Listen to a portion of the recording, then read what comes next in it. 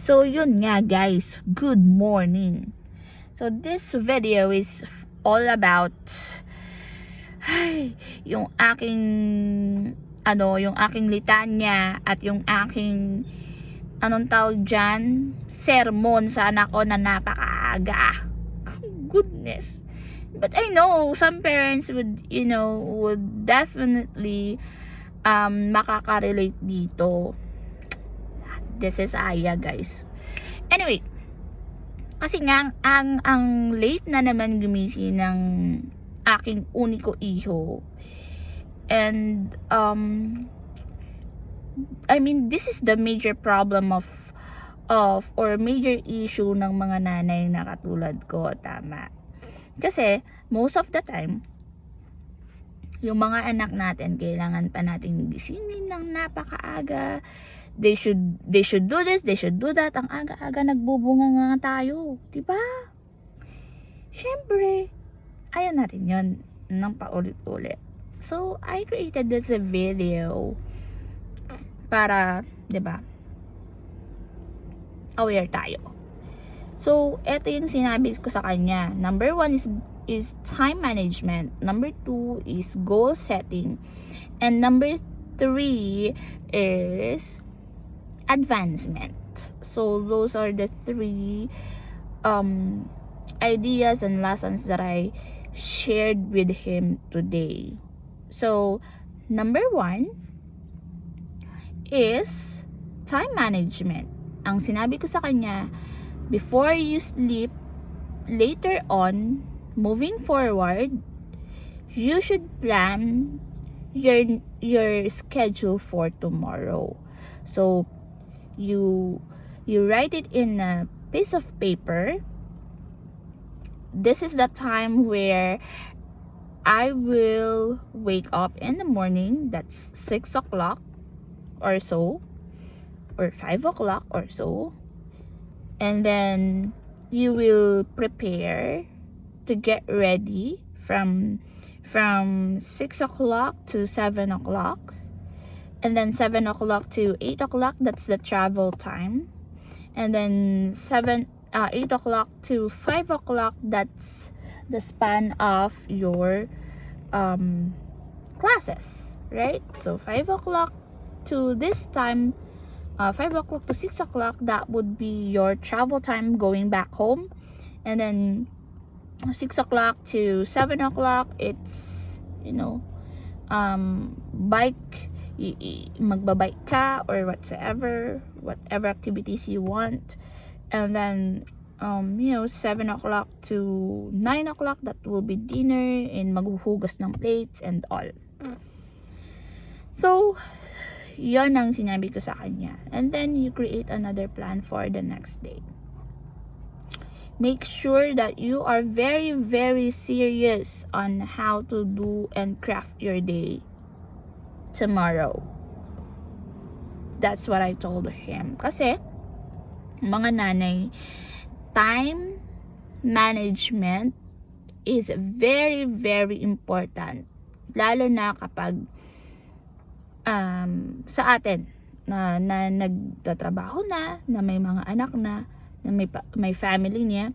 So, feeling ko kailangan, this is the best time for us to educate our children about time management dahil nga 'di ba na ng mga bata ngayon, yung nasasakop na ng mga bata ngayon yung time nila mostly sa paglalaro ng phone, sa sa gadgets, sa computers and such. So, time management. Number 2 is goal setting. Ang mga bata ngayon lagi na lang hingi ng pera, tama.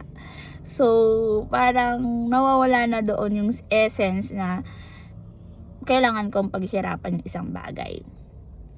So, for me, time management is linked actually to goal setting. So, ano ba yung goal mo for the day? Ano ba yung kaya mong ibigay sa anak mo na goal niya sa gabi or this day? So, you have to set proper goals. You have to start making some goals, yung talagang ma-achieve ng anak mo every day, so that matututo din siya by the end of the day on how he sets his goal. So ang sinabi ko kay bunso ko kanina na this is your goal. Ito yung pinaka big picture ng goal mo. So your goal is to what? To become a neurosurgeon. Ano yung mga subcategories niya so that makapunta ka sa goal mo na maging neurosurgeon, 'di ba? Or maging millionaire at some point. Why not? Millionaire. So create your list. Paano mo yun, or break down your list, paano mo yun gagawin every day. So every day you have to not only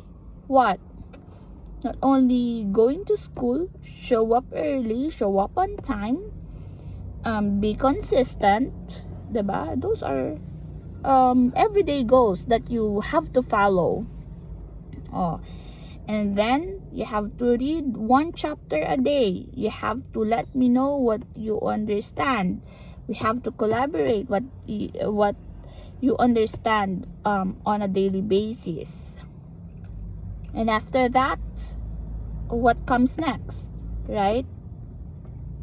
So, yung goal na yon, makakapag-set ka ng priorities niya over doon sa wants lang niya, 'di ba? Tinuturuan mo yung anak mo in a fun way on how to create the goals na may enjoy niya talaga. Kasi meron ka.